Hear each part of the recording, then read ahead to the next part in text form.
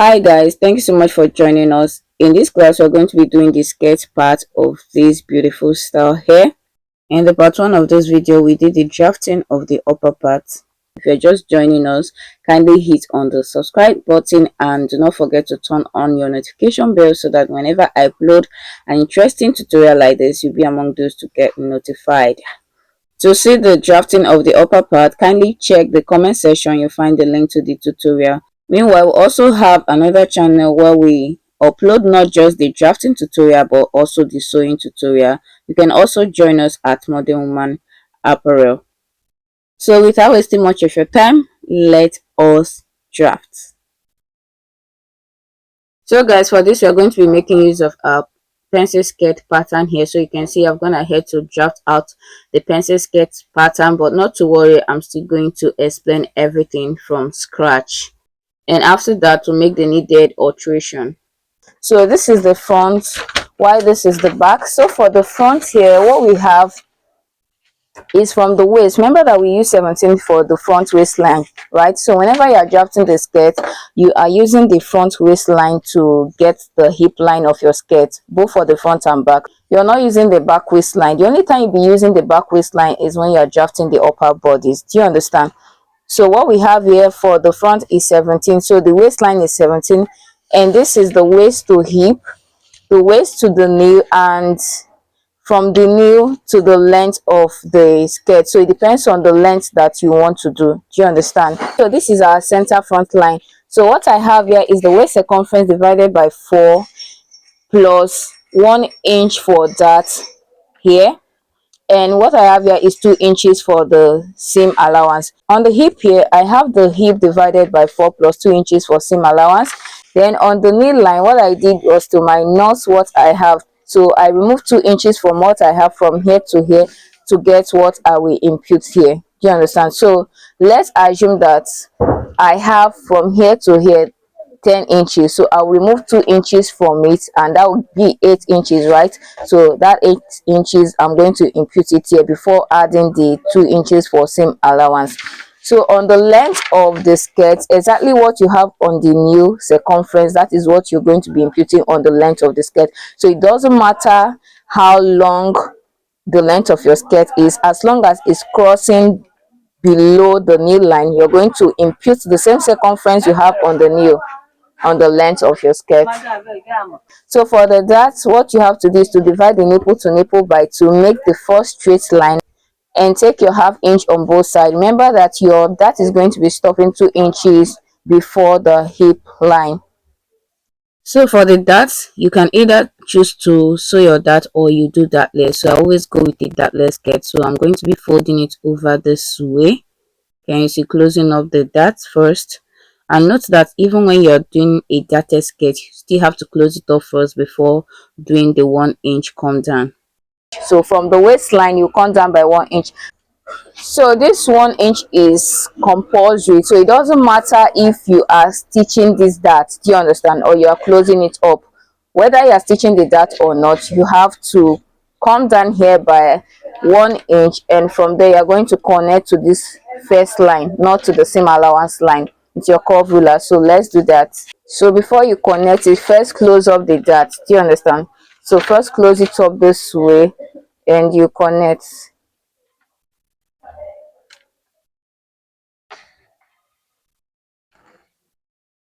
And after that, you go up again by half inch. That's for your joining allowance. You know, we are going to be attaching this skirt to the upper bodies, so you connect this way.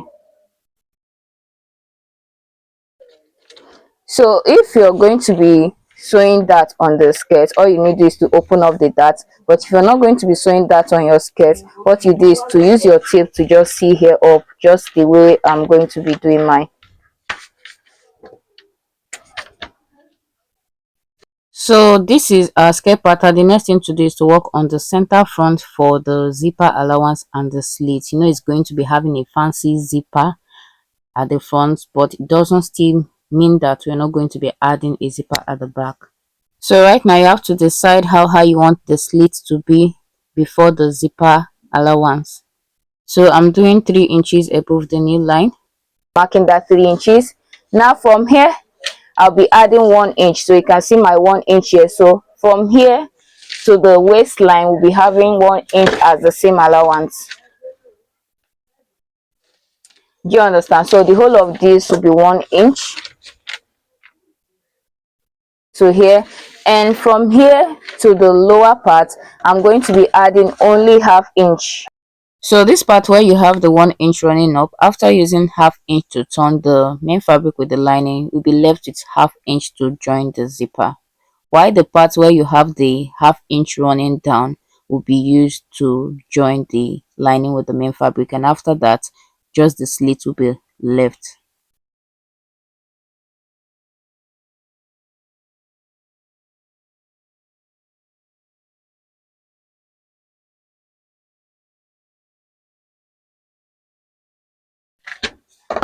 So this is it for the front. We'll go over to the back pattern. So here we have the back pattern here, and as you can see, you will notice that there is a straight line first. Do you understand? There is a straight line before this slant line we have here. So what I did is to first of all go in from here by 1 inch for the back tightening, and once you have done this, you do not need to put that here. Do you understand? This takes away every dart on the back skirt part, except you're the type that likes to also sew that, then you can also include your darts. Do you understand? So from there,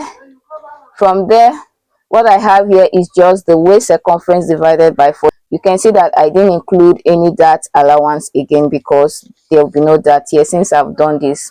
But like I said earlier, if you want to sew that on this, after the waist circumference divided by 4, still go ahead and impute the dart allowance before your seam allowance. Do you understand? So what I have here is the waist circumference divided by 4 plus the 2 inches for the seam allowance. You can also see that after taking in 1 inch, I connected it all the way down to the hip line here, which means that this is no longer the center back. You can see. So I'm taking my measurement from this one, no longer from this other one. On the hip line, what I have here is the hip divided by 4 plus the seam allowance. So before taking the knee measurement from the straight line, first of all, we are going to contour the knee part to give us that butt contour here. So you go in from the knee by 1 inch. So you can see from the straight line, go in by 1 inch, and from that 1 inch you root to the hip. So you are going in from the waistline by 1 inch and coming down to the hip line. You are also going in from the knee line by 1 inch and going up to the hip line. Do you understand? And once you have done that, the straight line is no longer the center back, but all these new lines that we have drawn, they're not the new center back. So the same thing you did on the knee line by going in by 1 inch, also repeat same on the hem line. So you can see I also went in from the hem line by 1 inch, and also from that 1 inch I connected it to the knee. Remember, from the knee first to the hip, and from the hem line to the knee. So after the butt contour, we are going to start taking, remember that for the front we said we removed 2 inches from what we have on the hip to get what we have on the knee. So that 2 inches that you removed here, you start here from this new line to impute it. Do you understand? And after that, this is your seam allowance. So the same thing you have on the knee, remember you started there to impute the knee circumference. Also come to the gown or your skirt length, and from this 1 inch that we have here, remember this other one is no longer valid. So from this one, you also impute the same measurement you have on the knee. So it's going to also be on the hem line before you add your seam allowance. Do you understand? And this is the 1.5 inches for hemming allowance. After that, from here, all you need to do is to go out. You can see, go out from this line by 1.5 inches for your zipper allowance. From here, 1.5 inches, and from here, remember this is no longer our line but this one. So from here you also go out by 1.5 for your zipper allowance. So the same thing on the hem line, you go out by 1.5 for the zipper allowance. Do you understand? So for the upper part, just add your ½ inch for joining. Just add your half inch for joining. Do you understand? Now, one thing you should realize is that, remember, we removed 1 inch. We came down from the waistline of this front by 1 inch, right? So whatever is the length of your gown, make sure you add 1 inch to it. For instance, the length of this gown is 41, but what I'm doing is 42 in order to make up for that 1 inch that I took out here. So, and also remember that the length of the front skirt will also be the same thing with the length of the basket, even though it is only from the front that we are removing the 1 inch. But make sure that the length of what you have on the front is also the same with what you have at the back part. Do you understand? So having said that, guys, what we are going to do now is to cut this out.